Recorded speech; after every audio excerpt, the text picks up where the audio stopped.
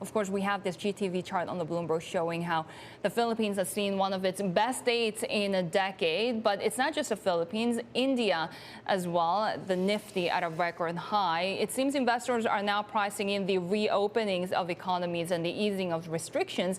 But then at the same time, we have these news about Japan really imposing more restrictions. How much of what the virus will do have investors priced in across markets in the region? Well, it really depends, and thanks for having me on. It depends on specifically which market you're looking at. The reason why we look at Philippines as a very good opportunity is the fact that it has underperformed quite a bit on a year-to-date basis, on a 1 year, 3, 5 year basis. It has underperformed. There was a lot of concerns early in the year because Philippines was going through another lockdown. But again, we're seeing promising signs. We are seeing the fact that remittance has come up. We know for a fact that they're applying a lot more vaccine shots over the next 3 to 6 months within the Philippines as they're buying more and more vaccine shots. And so hopefully by the second half of 2021, we're going to be seeing a lot more sort of movements within the Philippine economy, which should bode well, because the fact is that Philippines is one of the only Asian equity markets right now which are trading one standard deviation below its historical valuation metrics. A few months ago, people seemed so positive about the Japanese economy, especially given how heavily weighted they are towards more cyclicals and value stocks as well. But we are now seeing people become a little bit more gloomy towards Japanese equities, perhaps because of the rising infections. Where do you stand as we continue to see weakness in the Japanese yen? Yeah, that's going to be one of the situations we're going to continue to monitor closely, because a lot of the news right now is on whether or not the Olympics is going to happen or not. And so as a result, there's a bit of negative sentiment as to what's going on, because we're still seeing quite a bit of restrictions as to what's going on across Japan. So with that said, and because the fact that equity markets have still performed quite well in a sense where it has been one of the better performers here in Asia on a year-to-date basis. And that's why, investors are now a bit more skeptical, taking a bit of a step back to see what's going to happen during the second half of the year. Because the fact is that, Japan still has a ways to go in terms of getting its country vaccinated. Ken, I want to get to your calls on China because you're still positive on A shares. Take a look at this chart. We are looking like Chinese stocks setting for the best week so far in the year of the ox, the CSI 300, back to the highest level since March.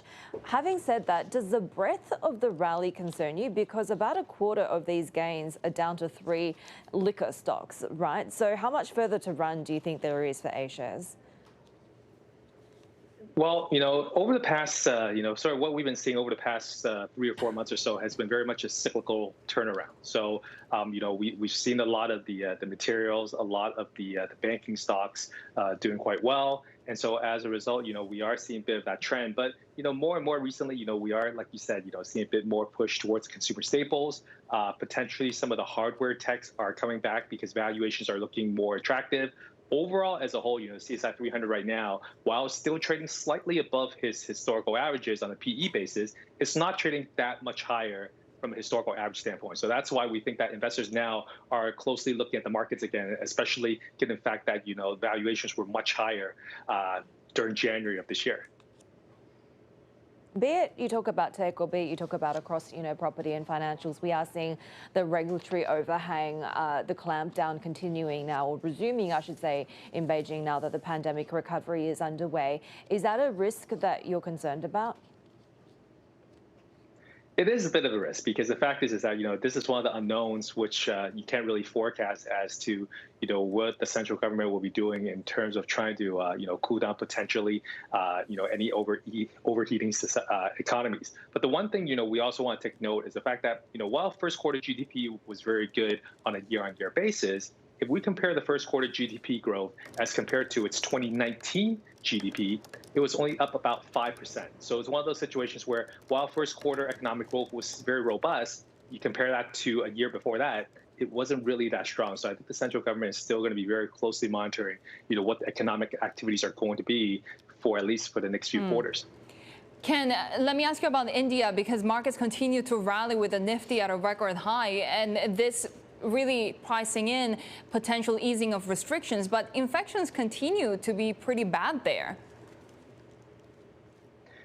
True. It's also one of the situations where I think people are investing for what's potential, in terms of what's likely to come in the second half. The number of infections are still at elevated levels, but they have come down from its recent peak. So, a lot of times investors are focusing on specific notes, what's happened before, but what's likely to happen in the next few months. There's a lot of expectations that in the second half of the year, things will gradually open. We're expecting the government to really raise its fiscal deficit for this year as well, in order really to push, sort of drive economic growth. We know for a fact also that when you look at overall corporate earnings growth as a percent of its GDP, it was actually fairly strong for fiscal year 21. And potentially, over the next couple fiscal years as well, corporate earnings growth is still going to be a fairly, I would say, a growing portion of its country's overall GDP. So this is what the market's looking forward to, because the fact is that over the past few years, we haven't really seen sort of overall corporate earnings growth as a percentage of its country's overall GDP, rising above, sort of that 1 or 2% threshold. But there's estimations that by, fiscal year 2023, that number can actually rise to about 5% of its overall GDP levels.